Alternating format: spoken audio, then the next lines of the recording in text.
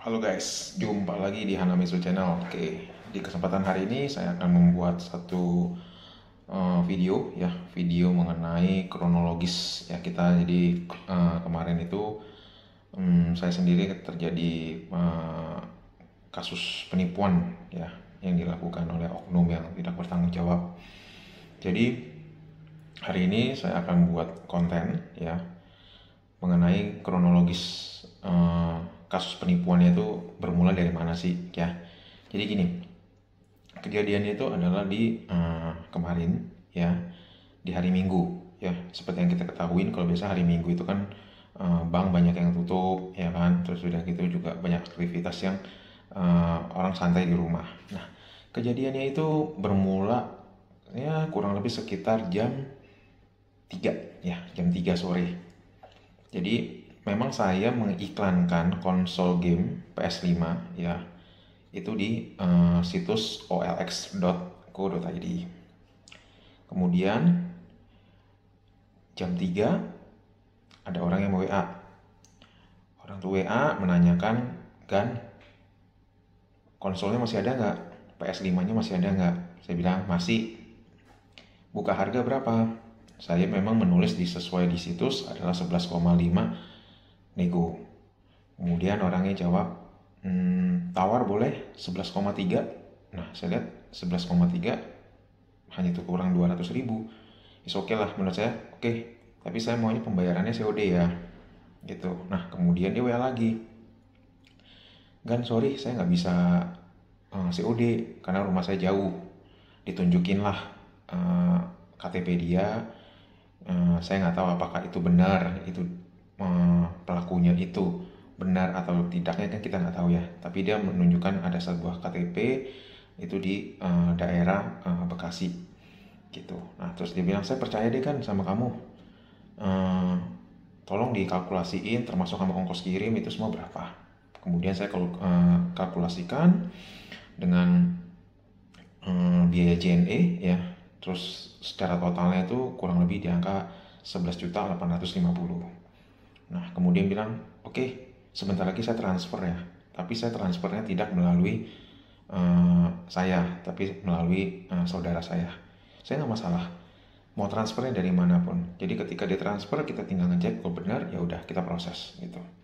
Dan akhirannya dia bilang, kan ini kan supaya sama-sama enak ya kan, saya kan tadi udah kasih nih KTP saya untuk pengiriman, saya juga dong minta KTP, dan minta KTP-nya adalah KTP saya. Dia takutnya adalah si penjual ini nanti menipu si pembeli karena uang udah ditransfer ternyata barang nggak dikirim gitu. Oke, saya juga bersikukuh ya kan. Saya bilang oke, sebentar ya saya foto. Nah terus udah gitu dia WA lagi, tolong dong sekalian sama apa tuh, kartu bank, kartu ATM. Nah di situ saya udah menemukan satu kecurigaan. Oke, dia pun juga mengirimkan ya kan kartu ATM ya. Ya udah, kita juga sama-sama enak. Nah ketika dia meminta foto, saya memang sengaja nggak sengaja menutup 16 digit kartu ATM, terutama di 4 digit terakhir saya dengan menggunakan jari saya gitu. Kemudian saya foto beserta foto KTP saya. Kemudian dia langsung WA lagi, loh kok jempolnya ditutup di 16 digit, terutama di 4 digit terakhir. Nah dia ketika dia WA begitu ya kan, kecurigaan saya kedua, loh ini kan sebenarnya orang mau transfer, kenapa dia meminta kartu ATM dengan memperlihatkan 16 digit gitu. Nah itu kecurigaan saya yang kedua ya. Terus dia bilang setelah saya udah kirim ya kan, saya bilang saya nggak mau, saya maunya ya ini apa adanya. Nah akhirnya setelah jempol itu difoto ya, artinya jempol saya menutupin kartu itu, dia nggak ada masalah. Nah tidak lama kemudian dia bilang, Gan saya udah transfer 2 kali pembayaran. Yang pertama 3 juta, sisanya lagi adalah 8.850. Tolong ya dicek di saldo atau rekeningnya saya. Saya masuk ke mobile banking. Di mobile banking, ya kan, saya cek tidak ada transferan masuk. Nah, kemudian saya memberitahukan ke orang tersebut, Pak, sorry, uangnya belum masuk. Ya. Kemudian orangnya itu telepon. Nah, disinilah awal mula oknum ini mengarahkan kita. Ya. Dibilang, saya sudah transfer 2 kali dan bukti screenshotnya pun sudah saya kirim ke WA. Saya bilang, ya benar, tapi di sini rekening saya belum ada uang yang masuk. Nah, dia mengarahkan nih, sebentar, kalau begitu saya kirim ulang ya. Tapi saya kirimnya ini pakai one click BCA. Nah, disinilah kecurigaan ketiga yang saya temuin ya dari si oknum ini. Seperti yang kita ketahui adalah pembayaran menggunakan one click BCA itu hanya untuk di merchant-merchant ya. Jadi seperti contoh di Sogo ya kan, itu kan ada kasir mesin. Nah, di kasir mesin itu kadang kalau kita melakukan pendebitan ya kan, kartu kita kan diberikan, terus sudah gitu mereka akan menginput 16 digit. Kemudian dimasukkanlah mesin ke EDC ya, atau mesin untuk yang debit ya. Dengan udah didebit, kita masukkan PIN kita, kemudian transaksi itu berhasil. Ya, seperti yang kita lakukan one click BCA itu artinya seperti demikian. Nah, kecurigaan saya yang ketiga adalah saya dengan si pembeli ini kan bukan merchant gitu loh. Jadi saya akan tetap mengikutin gitu. Nah, akhirnya dia bilang, coba deh sebentar lagi ada notifikasi dari BCA. Nah, tidak lama kemudian memang ada notifikasi masuk. Nah, kemudian itu dia menanyakan, ada nggak notifikasi di handphone saya? Memang awalnya masuk, tapi saya membohongi, dalam artian saya mengelabui ya, karena tahu permainan trik oknum tersebut ya. Oke, saya bilang belum masuk tuh. Nah, kemudian sambil saya bilang enggak, memang saya membaca notifikasi bahwa di akun One Click BCA itu ada namanya ya, itu dari Bukalapak ya, seperti yang pernah di video sebelumnya ya, saya juga ada mengatakan ada bukti-buktinya juga. Nah, disitulah gitu loh. Nah, kemudian dia bilang, udah ada kan ya notifikasi? Saya bilang, iya ada. Nah, canggihnya oknum ini ya, seperti yang kita tahu namanya penipu. Sebelum-sebelumnya itu kan selalu menggunakan nomor dan OTP. Nah, khusus one click BCA ini memang ya, dari pihak BCA pun mengakuin bahwa ini tidak menggunakan OTP karena itu adalah kesepakatan antara kedua belah pihak gitu. Nah, di sini saya melihat ada kecurigaan yang keempat. Ya, kecurigaannya adalah dia mengarahkan kita. Setelah udah mengarahkan, dia bilang, oke, itu di bawahnya ya ada kotak kecil, tolong dicentang. Dan setelah itu ada tulisan verifikasi. Nah, nanti Bapak klik aja. Nah, alasan dia mengatakan demikian karena dia sudah transfer. Ya, mengatasnamakan kalau dia udah transfer. Terus kemudian dia bilang kalau dengan tanpa saya verifikasi, duit ini masih di hold. Jadi saya yang harus buka akses, ceritanya begitu. Nah, ketika begitu verifikasi udah saya klik, ya kan, dia mengarahkan lagi, kan ini tolong kembali lagi ke menu utama ya, ke menu utamanya di home, di mobile banking, di BCA. Kemudian di situ coba dicek saldo ya. Nah, cek saldo, memang duit tidak masuk kan ya, tidak masuk ya. Nah, itu yang cara yang kedua. Saya bilang duitnya tidak masuk, Pak. Nah, caranya yang ketiga, dia bermain halus lagi. Pak, kalau boleh tahu saldo Bapak ada berapa sih? Ya, saya mau open 30.000 gitu. Nah, dia mengalihkan lagi.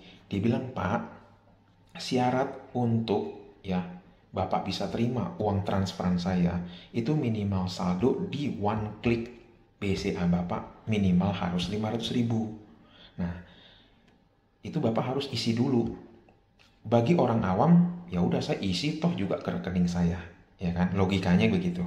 Tapi disitulah kelemahannya, karena orang tidak tahu metode one click BCA.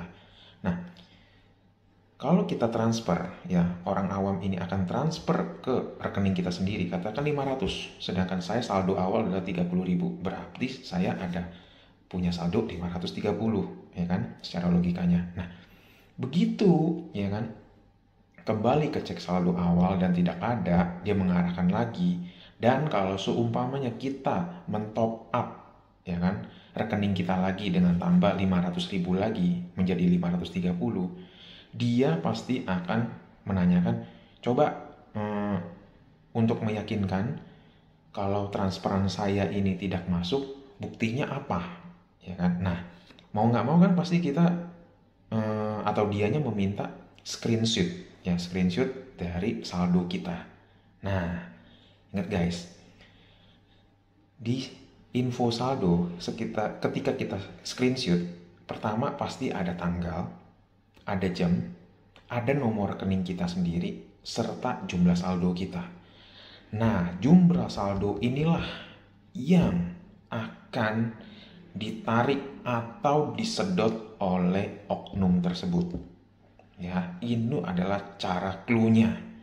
Jadi kalau seumpamanya bilang, coba dong Gan, kembali lagi ke depan, cek saldo dan sebagainya, jangan memperlihatkan jumlah saldo. Berapapun saldo yang ada di sana, pasti minimal akan dikuras. Nah, minimal kuras memang tidak semuanya akan hilang, ya. Karena kenapa? Di fasilitas one click BCA itu ada limit minimum dan limit maksimum. Limit minimumnya ada cuma 1 perak, sedangkan maksimumnya adalah 3 juta. Jadi, misalkan katakan konsul gamenya itu misalnya 11 juta, si oknum ini seakan-akan akan transfer sebanyak kurang lebih 3 kali.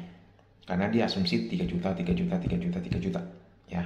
Nah, ketika ya kita harus cermat yang langkah berikutnya. Ketika kalau kita sudah melakukan verifikasi yang pertama dan terus cek ke saldo kita dan saldonya tidak muncul, ya, itu artinya dia mempunyai maksimum yang bisa disedot oleh si oknum tersebut adalah sebesar 3 juta. Ya. Nah, kalau kita nih orang bodoh ceritanya, mengikutin lagi, ya kan? Pasti dia akan mengarahkan lagi untuk yang kedua kali dengan menggunakan cara yang sama. Dia bilang, "Oke, kembali lagi deh ke M-admin, ya." Terus udah gitu di situ kan ada atur one click. Nah, Bapak klik lagi, Pak. Terus udah gitu centang lagi. Nah, habis selesai dicentang, Bapak verifikasi. Nah, karena logikanya dia akan bilangnya, kan saya transfernya 11 juta sekian. Dan ini limitnya itu ada 3 juta, 3 juta. Jadi Bapak mau nggak mau harus mencentang dulu semua, supaya nanti setelah udah selesai, Bapak baru cek saldo, akumulasi dari transfer itu baru akan masuk full. Itu cara oknum, ya. Tapi kalian jangan bodoh guys, ya. Sekali Anda verifikasi, ya, maksimum yang tadi saya bilang bisa disedot adalah 3 juta. Nah, dari 3 juta itu dia bisa sedot atau bisa kuras dari rekening kita. Tapi jangan kita sampai mengalami hal yang kedua kali dengan mengikuti cara yang sama dengan cara mencentang dan memverifikasi. Setiap centang verifikasi, dia akan menerima sedotan saldo kita, guys. Itu jahatnya. Namanya itu phishing, ya. Kalau di dunia di perbankan itu namanya phishing. Jadi itu dia menggunakan data pribadi kita, terutama 16 digit kartu ATM kita. Kenapa dia tidak mau melakukan dari kartu kredit? Karena kartu kredit itu sekarang cukup rumit, ya. Selain ada 16 digit, terus udah gitu di belakangnya ada 3 digit utama yang tidak boleh di-share ke siapa-siapa, serta dia harus meminta OTP. Nah, kalau bedanya di one click BCA ini, dia tidak memakai OTP guys. Ingat, one click BCA itu tidak memakai OTP. Dan yang kedua adalah limit maksimumnya itu adalah 3 juta. Ya, dia tidak bisa menguras kita ya. Logikanya kalau kita katakan punya duit 10 juta ya, dan sialnya kita mengakun kita itu diklik dan diverifikasi ya di one click BCA itu, maksimal hanya dia bisa sedot atau kuras rekening kita 3 juta. Udah selesai, itu dia nggak bisa melakukan penyedotan yang kedua dan selanjutnya, kecuali kita diarahkan kembali karena nilai nominalnya mungkin melebihin dari transaksinya lebih dari 3 juta. Contoh katakan harga barangnya 10 juta, 9 juta. Nah, jadi dia mengarahkan kita sebanyak 3 kali. Nah, tapi jangan, balik lagi, jangan ikutin guys gitu. Kalau ketika udah melakukan sekali dan saldo kita nggak nambah, udah cukup. Jangan mengikutin dia lagi. Karena oknum ini dia terus setiap kita centang dan verifikasi, berarti secara nggak langsung uang kita itu bersedia disedot atau uang kita itu bersedia dipotong. Ya, itu adalah di dunia perbankan namanya phishing. Jadi saran saya ya untuk lebih hati-hati, terutama seperti yang kita ketahui ini kan customer bank BCA pun juga cukup banyak. Jangan sampai ya kan terjadi ke pihak-pihak lain ya, atau ke calon-calon korban yang lain. Karena jujur penipuan jenis ini tidak hanya bermain 1 atau 2 orang guys. Komplotan, mereka mainnya komplotan ya. Jadi mungkin data yang diberikan pun atau KTP pun itu juga bukan dia. Dia memakai KTP orang lain seakan-akan dia yang punya ya. Itu dari sisi kita. Terus jangan juga percaya ya kan bahwa nanti saya pembayarannya pakai one click ya gini-gini. Ya memang itu secara notifikasi akan masuk ke mobile banking BCA kita. Namun dia memang tidak meminta OTP. Jadi kita memang tidak ada kecurigaan bagi orang awam ya. Sebelumnya saya udah tahu bahwa ini pasti akan ada unsur penipuan. Karena kenapa? Pertama yang seperti tadi saya sampaikan, dari 16 digit kartu ATM ya, saya tutupin 4 digit terakhir.